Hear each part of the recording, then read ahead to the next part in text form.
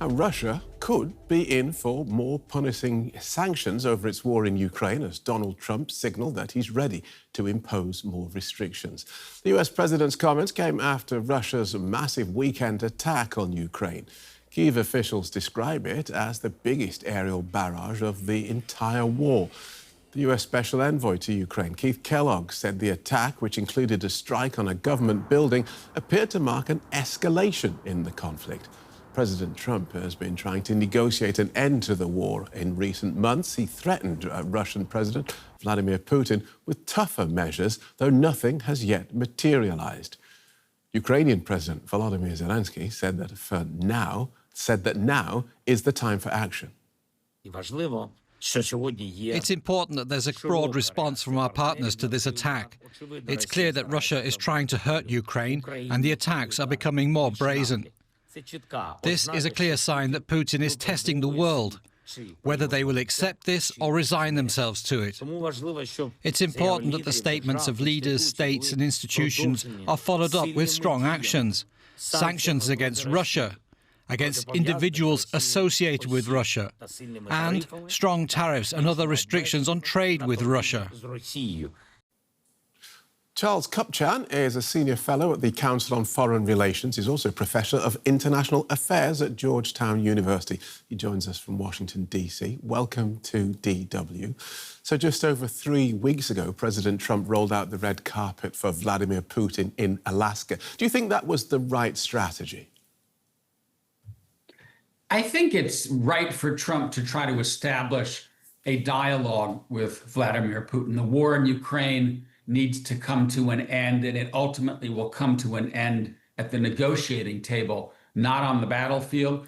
I do think that Trump's meeting with Putin was premature, that Trump should have let his team and the Russian team try to negotiate the details of an agreement, and then he could meet with Putin to seal the deal.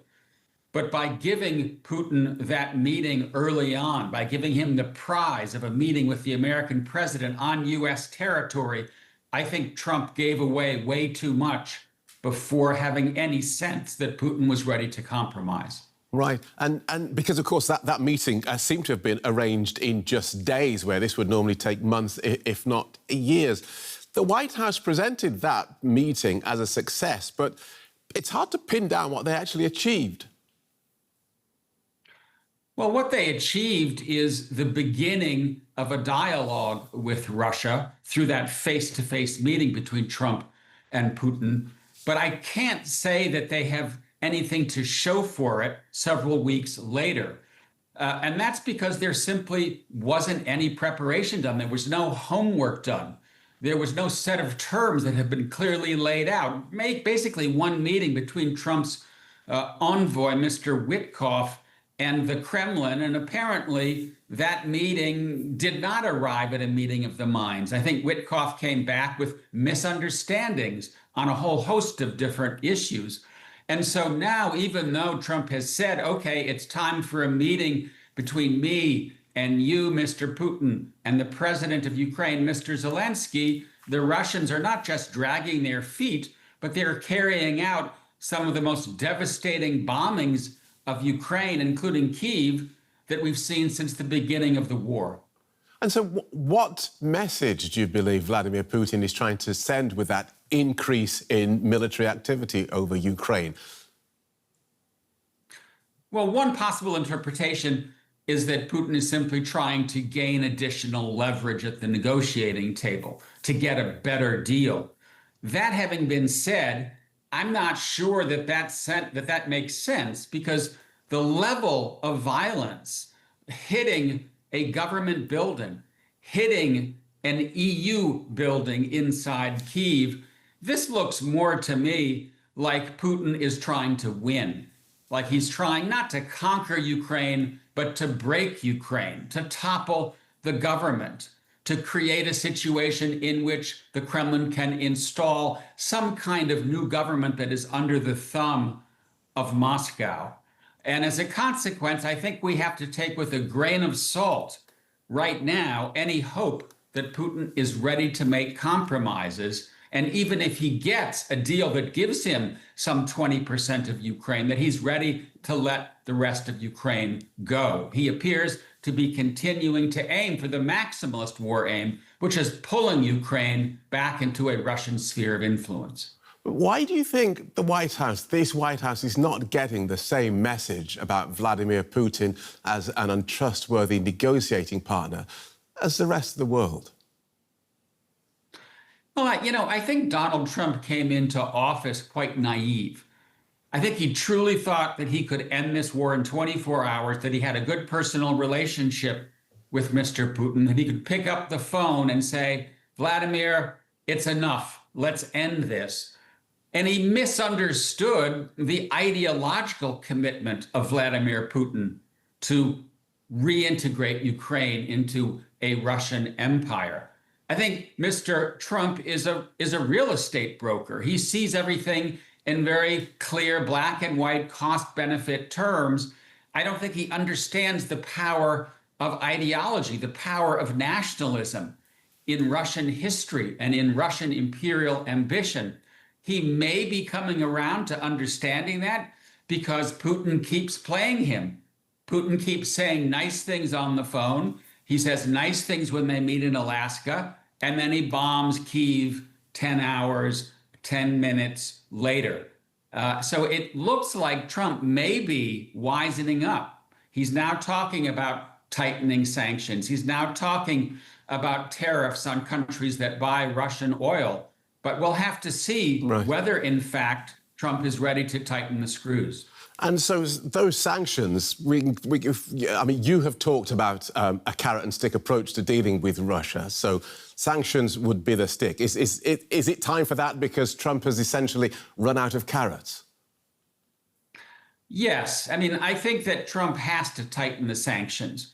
More sanctions against Russia to try to decrease the revenue that's coming into Russia through the sale of oil and gas. But it's a difficult problem. I don't think that these sanctions will ever be able to strangle the Russian economy. They can help. They can put more pressure on Putin. But in the end of the day, Trump is going to need to make a decision to give more American weapons to Ukraine. Because I think that Putin will stop only when he is stopped. And that means giving Ukraine the ability to defend itself against further Russian aggression. And you think that decision is likely eventually under this White House?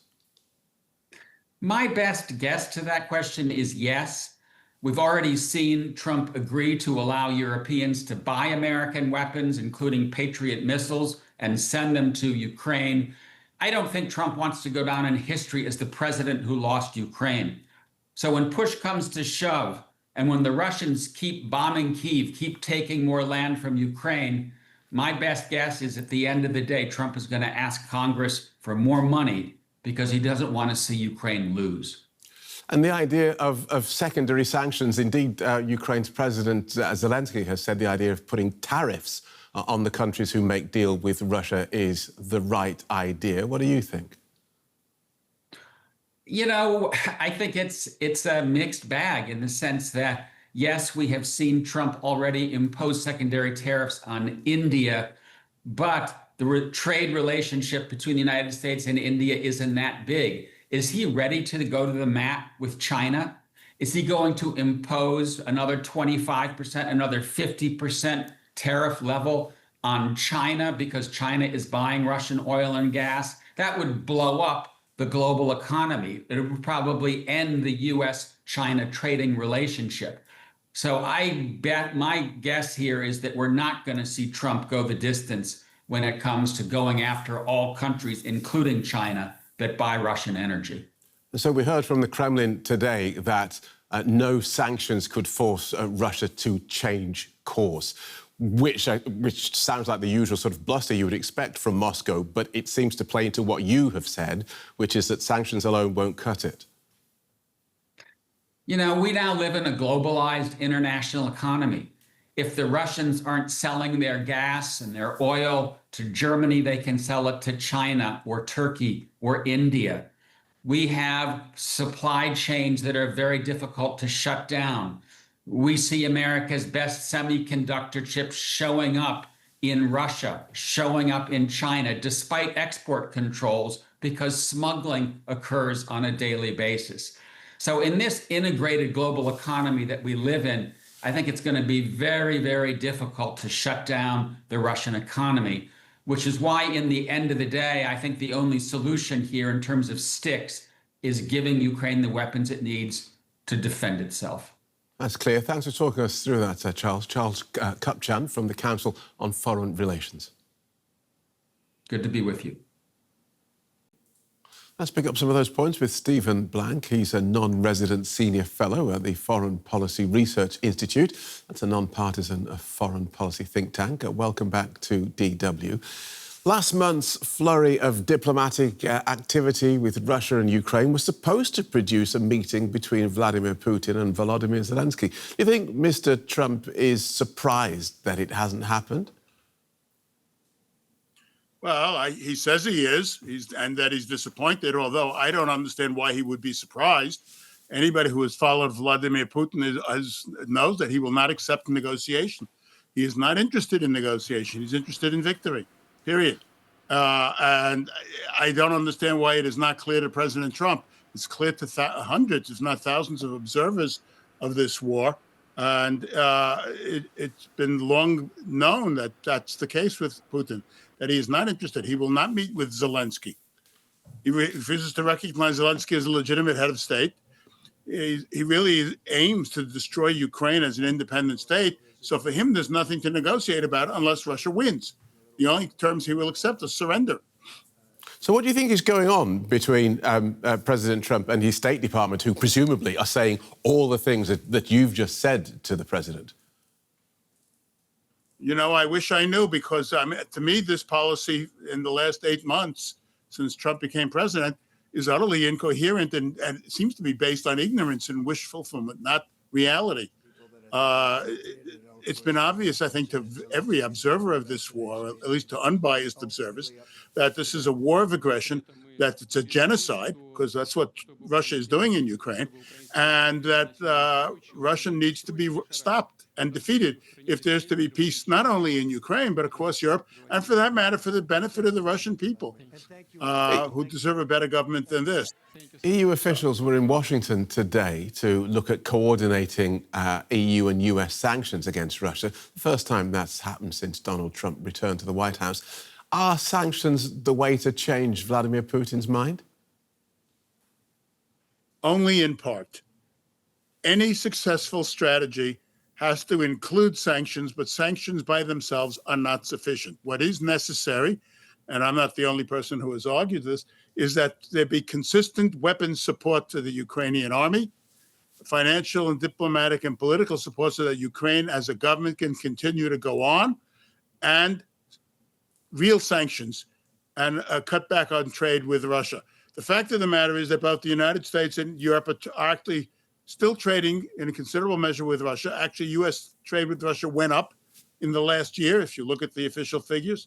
There needs to be stronger sanction on secondary providers like China. And Trump tried this. The Chinese threatened with rare earths, and he walked away. So all we've done is attack India with sanctions, which makes no sense. So there has to be a coordinated strategy. Strategy alone is the way to victory, not piecemeal policies made up at a different time and so on. One of Ukraine's main energy companies warned today of another tough winter ahead. Is its power grid Ukraine's weak point in this war? Well, it's a target. I don't know that it's a weak point as much as it is a target of Russian military bombing. As stated in Russian doctrine, they have a specific operation to destroy critical infrastructure, and in this case, the power lines. And they are going to try to freeze Ukraine into submission, or if they can't destroy it physically. This is what this war is all about. As I said, it's a genocide. It's not just a land grab, as Trump seems to think. It's an attempt to destroy the very idea of a Ukrainian nation. And that qualifies as the definition of genocide. And again, it's not something very difficult to understand or find out. Thanks for joining us. Stephen Blank from the Foreign Policy Research Institute. Thank you, Phil.